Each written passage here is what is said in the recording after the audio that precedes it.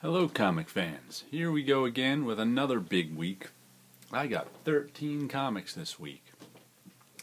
12 of them were on my pull list. It's a good thing a couple of them are mini-series that are going to end soon, because my budget can't handle much more of this. Anyway, here is Clone number 20.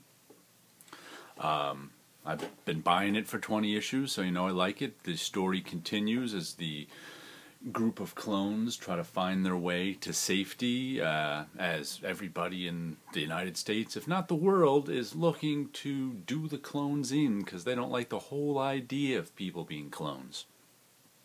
Anyway, good story, nice artwork. I'm sure I'll enjoy this one too. Next we have The Wicked and the Divine, number 4. Another one of their big heads cover. They also had an alternate cover to this, which, unlike issue 3, I didn't like so much that I had to get both covers. But, let's give you a look inside. Lots of talking in the last issue of this woman right here telling her story since she's in jail to the lead character, who is this other woman here who wants to be her friend. The blonde woman is some sort of returning god who only lives for 2 years, and this other woman is interested in returning gods who only live for 2 years. But it's got some nice artwork and an interesting story. I have no idea where this whole story is going, but I've liked it so far. First 3 issues have been good. It's not an action-oriented book, though there is some of that in there. It's more of a plot-driven book, though it's a bit of a mystery now, too. So, I'll continue getting this one. Wicked and the Divine. Give it a look. And then we have Trees, issue number 5. Yeah, we got 5 there, I see. I don't know, pretty boring cover, but a good book. It's mostly, once again, it's a character-driven book. Not a lot of action in it. These giant alien trees have landed and humanity's dealing with them. There's no aliens as such that are actual human beings or people. It's more like just alien things are suddenly in our midst messing with us, and the whole world is trying to figure out what to do, and there's scientists figuring out stuff, and regular people and artists and whoever else they got figuring out stuff. Again, a lot of world building going on in this one so far. I'm not sure where the plot's going to go, but I enjoy it. Who's the artist here? Jason Howard. There's another artist who I'm not familiar with before Trees. Looks like he's got sort of a Disney manga-esque style. But it's a book I'm enjoying. Give it a look. Here's another book I've really liked. Warren Ellis and Tula Lotay's Supreme Blue Rose. The art in this is excellent. And the story is kind of interesting too. I wonder, I've read some of the, not all of it, but some of the Alan Moore Supreme and some of the Erik Larsen Supreme. And I would say I have a general idea of what's going on in this is kind of, imagine if something like Crisis on Infinite Earths actually happened in one of these superhero worlds, and how would the regular people deal with it? Well, in this we've got some billionaire who likes to know stuff, hiring a journalist to investigate exactly what happened. But if you're not familiar with any of the Supreme stuff, I'm not sure if you had any clue what's going on in this book so far. I barely have a clue, but it's interesting. Like I said, it's only issue 3, so she's just starting getting investigated what the heck happened to the whole world and why it's maybe different than it once was. So, interesting concept for a book. We'll see how this issue is. I'm sure I'll like it since I liked the first 2. And now, Stray Bullets 7. I can't sing Stray Bullets praises enough. It's one I really like. He does every month. He does this 8-panel grid layout. He sticks to it for this book. He's done other comics, but he doesn't. But everything's based on that 8-panel grid. It's a crime story. Things never go well for the lead characters. These are these two teenage lead characters now who get into the cards are stacked against them, and things probably aren't going to end up well for them. But that's Stray Bullets. Things don't end up well for criminals or even regular people in Stray Bullets. But excellent book. David Lapham's a great artist and storyteller, so check out Stray Bullets. It's lasted 198 issues, so there's got to be something good about Savage Dragon, right? It's a book I like. It's fun, superhero stuff. Boom. Malcolm Dragon is now, the Savage Dragon's son has taken over. He's now the official character in the book. This is a book that takes place in real time, so that for every year that goes by in the real world, a year goes by in Savage Dragon. So this character, Malcolm Dragon, who is Savage Dragon's son, was once a kid, and now he's grown up, and he's the superhero of the book. So that's an interesting concept, sort of a gasoline alley thing going on in comics, because there's no need to find some way to age a child into an adult superhero. It happened anyway. Anyway, Savage Dragon, good book. We're almost at issue 200. Give it a read. And here is Satellite Sam. Matt Fraction and Howard Chaykin doing a sordid murder mystery that takes place at the beginning of the age of television. The Satellite Sam, who's the lead, well, I guess he's not quite the lead character. This is the namesake of this book. He actually got killed in the very first issue of this. He was Satellite Sam on TV. He played the character. Now his son has taken over, and his son is trying to figure out what the heck his father was up to. But it's nice Chaykin black and white artwork.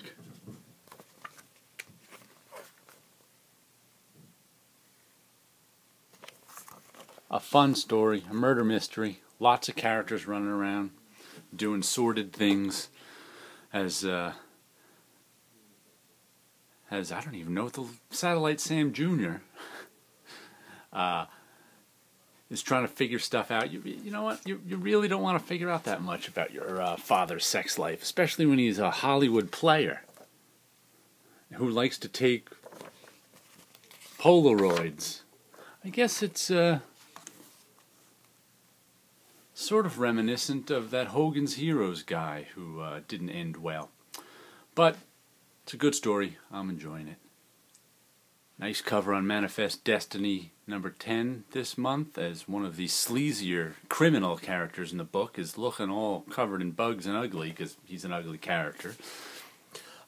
Lewis and Clark continue to try and make their way across the country and keep running into monsters. I don't think they've gotten very far at all. At this rate, it'll take them 50 years to make it across the country, because they keep running into monsters in their first leg of the trip here. But good book, nice artwork, crazy bugs. Nice look on that guy's face, huh? These are some of the monsters they run into, giant bugs. They've also run into giant actual monsters. But it's a fun adventure book, monster fighting book. How many times can I say monster? Because this book is all about monsters. Last broadcast, number 5 of 7. This comic continues to be my surprise find, being that I didn't know it exists. I barely know the company exists. Nice cover on that one. But it's a mystery book. Gang of urban explorers. One of them is missing. One of them may have found some old urban explorers area and something to do with Houdini and magic tricks. Well, it wasn't Houdini. It was someone Houdini-like and his magic tricks. It's a fun, but it skips around. The narrative skips from one time frame to another an awful lot, so you have to pay attention to this one pretty closely. And the first issue especially was a little difficult because the narrative shifted around and I wasn't used to the characters, but I really like this comic. It's this is one I'm glad I stumbled on and bought. Oh, that's the, what is it? I just noticed that little tagline there. An urban exploration adventure. Alright, that's a fairly good description of it. I'll go with that. So check out the last broadcast. I'm sure it'll be collected in trade whenever it's done. This is the last issue, issue number 4 of the Field Mini. I forgot this one. I was just I think this is like 2 months since the last issue came out, and I remember just a couple weeks ago, I was like, I think I read the last issue of The Field. I'm not even sure. I can't remember how it ended. Well, that's because I didn't read the last issue of The Field, obviously. But it was a fun book. It was one of those that I bought the first issue and I was unsure of. I bought the second issues and I was still kind of like, I kind of like it. Then I was like, it's a 4-issue mini. Sometimes they don't tell you it's a 4-issue mini. Like, it just says issue number 4. That's it. But I found, on the website, it said it was a 4-issue mini. Hey, they're back to The Field. But there was a big reveal in issue 3 that, if I remember right, had something to do with time travel or alternate worlds or something. I can't even remember, but it was interesting. So we'll see how it all wraps up. But it was a nice series. And Deadly Class is back. I can't wait to dig into this one, because this one also, I think, was gone for a couple months while they got caught up on their schedule. But the first 6 issues were a lot of fun. Really good story about this homeless kid joining this school for assassins, though they really aren't doing much schooling. They kind of went off on their own adventure to Vegas, which was really interesting. So it's mostly about a lot of troubled kids dealing with their own troubled lives. Nice cover there. I like the drawing on that Day of Death mask in the back, and that woman with the hair in her face. Oh, this guy's got a nice look too. But I've enjoyed the art and storytelling in this comic are very good. There's a couple of pages. You see it's a bit different storytelling-wise than your normal comic. It's got some different things going on. Likes to use a lot of small panels on occasion, strong grids. But if you're looking for something new to buy, this number 7 new story just started, jump on. Issue 2 of the new Dark Horse Presents. Lots of anthology stuff, lots of stuff in it. I enjoyed the first issue. I like this story here a lot, Resident Alien. I think there's a trade of other Resident Alien stories. And here's you can just see the variety of artwork you get.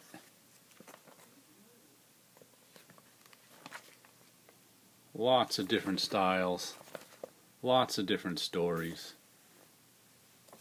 I like that. I like the lots of different styles and lots of different stories. So, I know a lot of people aren't enamored by anthology tales because you're not going to like all the stories, but that's okay with me. I like variety, so I'll keep picking it up.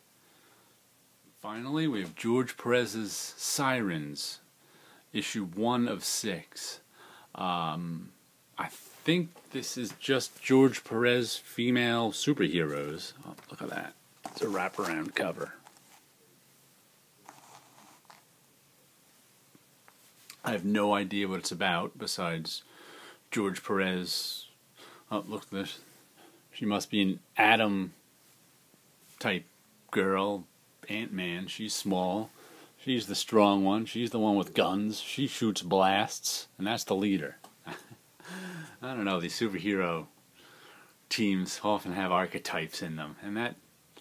So, I generally like George Perez's work, so I'm definitely going to give this a try.